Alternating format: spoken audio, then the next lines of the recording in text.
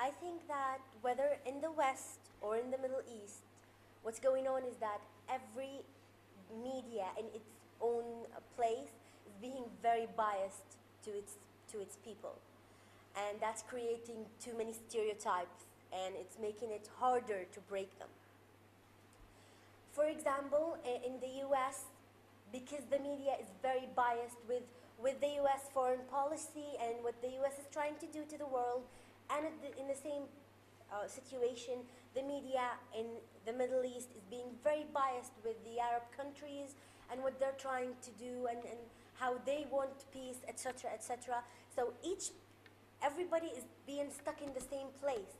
They think they're right and everybody else is wrong, because that's the message that's being delivered to them. And as I said before, that's creating too many stereotypes, and it's making it harder to break them. The first step in breaking stereotypes between Western countries and predominant Muslim countries would be changing the dynamic of the internal societies of both countries.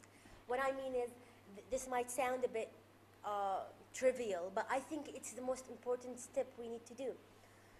If we teach people about forgiveness, about dialogue, and how it's going to improve their lives and how it's going to improve their relationships with the outside world, I think we will change people. So I'm suggesting that this becomes something we teach in schools and in universities. We should have a subject on dialogue or cross-cultural dialogue.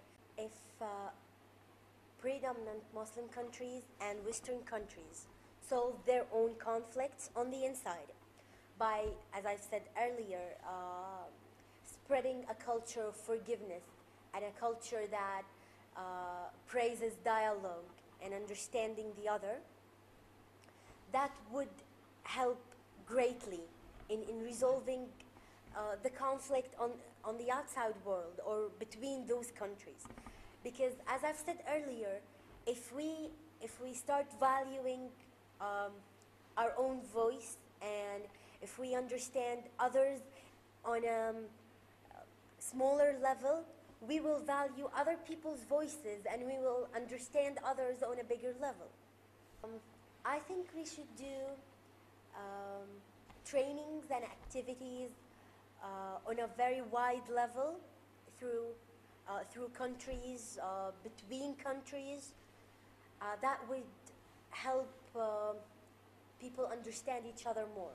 By that I mean something resembling the Challenge Day, which is sort of a training that allows you to learn more about people who were complete strangers to you.